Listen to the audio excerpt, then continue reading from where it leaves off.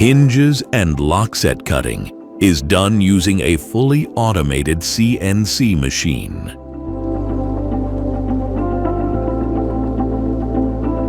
Before fixing the door, we need to check the clearance of the site as per our checklist.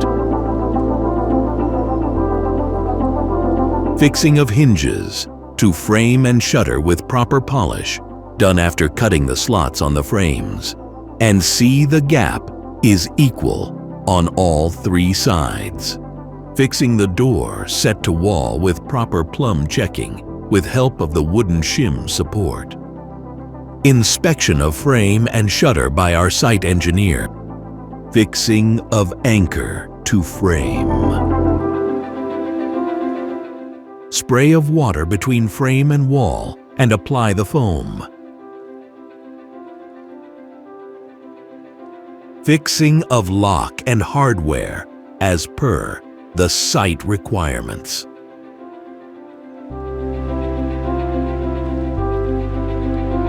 Verifying that the locking system is functioning properly.